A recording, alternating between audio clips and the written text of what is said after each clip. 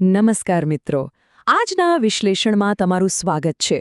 આજે આપણે ભારતની સુપ્રીમ રૂલ બુક એટલે કે આપણા બંધારણને એકદમ સરળ ભાષામાં ડીકોડ કરવાના છીએ.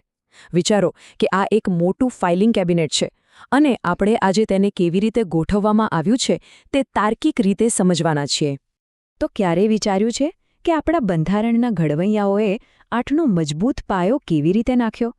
તેમણે દુનિયાભરના દેશોમાંથી શ્રેષ્ઠ લોકશાહી વિચારો શોધ્યા અને તેને બેસ્ટ રીતે આપણી જરૂરિયાત મુજબ સેટ કર્યા. એકદમ માસ્ટર સ્ટ્રોક, ખરું ને? આજના આ વિશ્લેષણમાં આપણો રોડમેપ એકદમ ક્લિયર છે. આપણે વિદેશી પ્રેરણાઓથી શરૂ કરીશું, પછી અનુસૂચિ એટલે કે શેડ્યુલ્સની ફાઇલિંગ સિસ્ટમને સમજીશું અને હા, ભાષાઓ અને પક્ષાંતર ધારા જેવા કેટલાક ખૂબ જ રસપ્રદ કાયદાકીય પાસાઓ પર પણ નજર કરીશું. તો ચાલો સીધા જ પહેલા મુદ્દા પર જઈએ.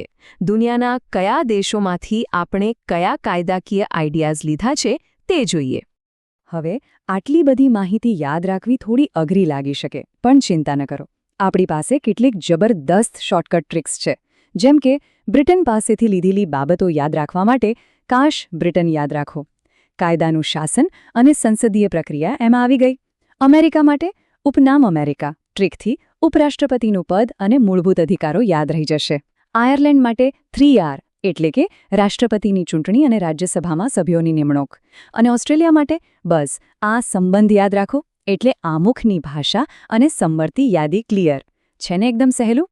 આ ઉપરાંત પણ ઘણા દેશોનો પ્રભાવ આપણા બંધારણ પર જોવા મળે છે.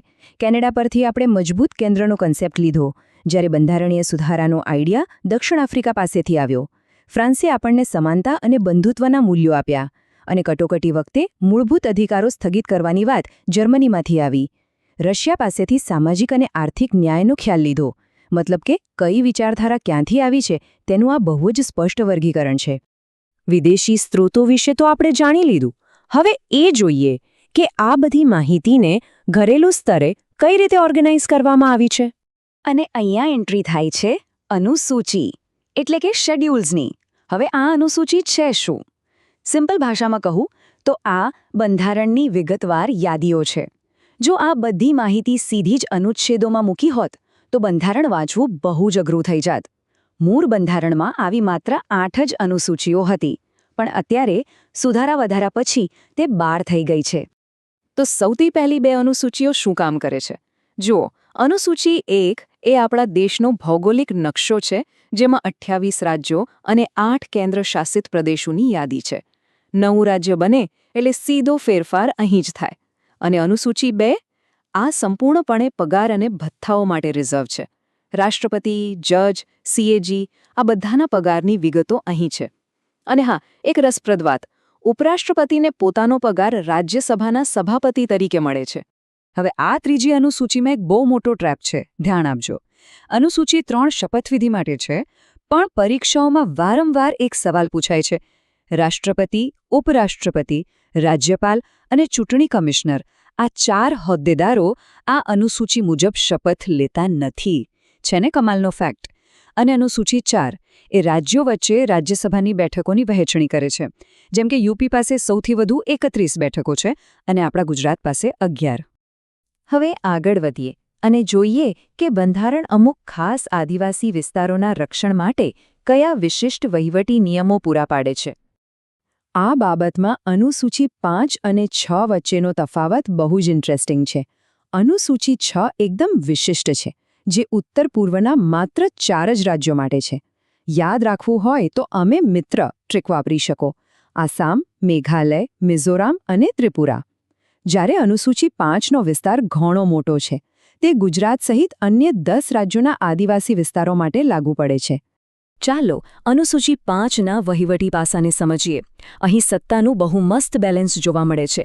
કોઈપણ વિસ્તારને અનુસૂચિત વિસ્તાર જાહેર કરવાની કે વધારવાની ફાઇનલ ઓથોરિટી માત્ર ને માત્ર રાષ્ટ્રપતિ પાસે છે. પણ ત્યાંના ગ્રાઉન્ડ લેવલના રોજિંદા નિયમો કોણ બનાવે? રાજ્યપાલ. આ ઉપરાંત વિકાસ કાર્યો માટે વધુમાં વધુ 20 સભ્યોની એક આદિજાતિ સલાહકાર સમિતિ પણ બનાવવામાં આવે છે. હવે વાત કરીએ આપણા બંધારણના સંઘીય માળખાના સૌથી મહત્વના હિસ્સાની, અનુસૂચિ 7 અને તેમાં રહેલી સત્તાની યાદીઓની. આ અનુસૂચિ ખરેખર એક માસ્ટર બ્લુપ્રિન્ટ છે. તે કેન્દ્ર અને રાજ્યો વચ્ચે કાયદા બનાવવાની સત્તાને એકદમ સ્પષ્ટ રીતે વહેંચી દે છે. તમે જોઈ શકો છો કે રેલવે, પોસ્ટ અને વસ્તી ગણતરી જેવા આખા દેશને અસર કરતા વિષયો કેન્દ્ર યાદીમાં છે, જ્યારે પોલીસ, આરોગ્ય અને ખેતી જેવા સ્થાનિક વિષયો રાજ્ય યાદીમાં મૂકવામાં આવ્યા છે. અને જે વિષયો પર બંનેએ કામ કરવાનું છે, જેમ કે શિક્ષણ અને ફોજદારી કાયદા, તે સંવર્તી યાદીમાં છે. બહુ જ સિસ્ટમેટિક અપ્રોચ. પણ શું થાય જો ભવિષ્યમાં કોઈ એવો નવો વિષય આવી જાય જેના વિશે બંધારણ બન્યું ત્યારે કોઈએ વિચાર્યું જ ન હોય? તો તેના માટે આર્ટિકલ 248 હેઠળ અવશિષ્ટ સત્તાઓ છે. આ એક સેફ્ટી નેટ જેવું કામ કરે છે. જો કોઈ વિષય ત્રણેયમાંથી એક પણ યાદીમાં ન હોય તો તેના પર કાયદો બનાવવાની સત્તા સીધી જ કેન્દ્ર સરકાર પાસે જતી રહેશે. સત્તાની વાત પૂરી કરી, હવે નજર કરીએ ભારતની અદ્ભુત ભાષાકીય વિવિધતા અને અનુસૂચિ 8 પર. જ્યારે 1950માં બંધારણ અમલમાં આવ્યું ત્યારે માત્ર 14 ભાષાઓને માન્યતા મળી હતી.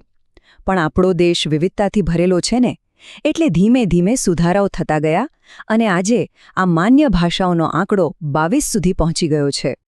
આ 22 ભાષાઓ કેવી રીતે ઉમેરાઈ તેનો ક્રમ યાદ રાખવો બહુ રોચક છે. એના માટે 2 મસ્ત શોર્ટકટ્સ છે.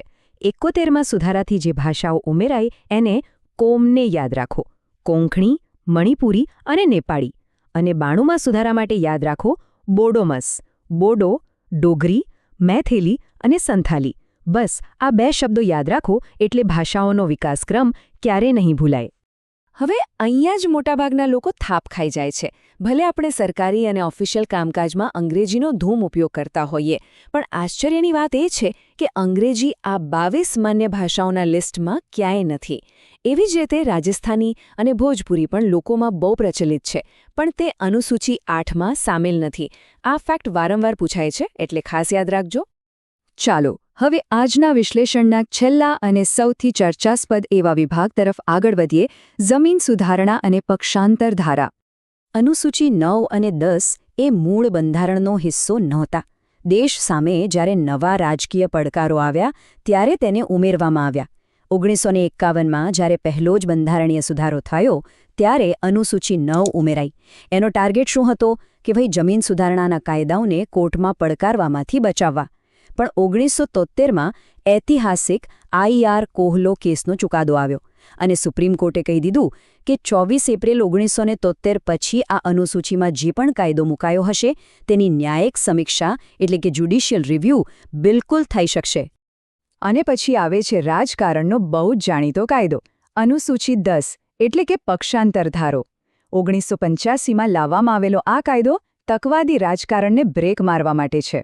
જો કોઈ સભ્ય સામે ચાલીને પોતાની પાર્ટી છોડે અથવા પાર્ટીના આદેશ એટલે કે વ્હિપ વિરુદ્ધ જેને વોટિંગ કરે કે પછી કોઈ બીજી પાર્ટી જોઈન કરી લે તો તેની મેમ્બરશિપ જઈ શકે છે. જો કે એક નાનો અપવાદ એ છે કે જો પાર્ટી ધારે તો 15 દિવસમાં તેને માફી આપી શકે છે. આ પક્ષાંતર ધારામાં અપક્ષ અને નોમિનેટેડ સભ્યો માટે એક બહુ જ બારીક ફરક છે. જો કોઈ ઉમેદવાર અપક્ષ તરીકે ચૂંટાયો હોય તો તે આજીવન કોઈ જ પાર્ટીમાં ન જોડાઈ શકે, કારણ કે લોકોએ તેને અપક્ષ તરીકે વોટ આપ્યો છે.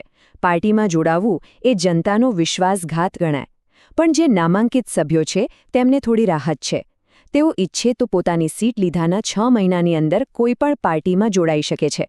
પણ 6 મહિના પછી તો તેમના પર પણ પક્ષાંતર ધારો લાગુ. તો મિત્રો, બંધારણના વિદેશી સ્ત્રોતોથી લઈને આ બધી જ અનુસૂચિઓની વ્યવસ્થા જોયા પછી એક જોરદાર પ્રશ્ન થાય છે: આપણા બંધારણના ઘડવૈયાઓએ કેટલું પરફેક્ટ ફાઇલિંગ સિસ્ટમ બનાવ્યું છે? પણ હવે જ્યારે સાયબર સ્પેસ, આર્ટિફિશિયલ ઇન્ટેલિજન્સ અને ડિજિટલ કરન્સી જેવી નવી ક્રાંતિઓ આવી રહી છે, ત્યારે શું આ જીવંત દસ્તાવેજ ભવિષ્યના આવા પડકારોને સાચવવા માટે કોઈ નવી અનુસૂચિ ઉમેરશે? ખરેખર વિચારવા જેવી વાત છે. આજના આ વિશ્લેષણમાં મારી સાથે જોડાવા બદલ ખૂબ ખૂબ આભાર. આશા છે કે આનાથી તમને બંધારણ સમજવામાં ઘણી મદદ મળી રહેશે. તો મળીએ ફરી કોઈ નવા અને રસપ્રદ વિશ્લેષણ સાથે.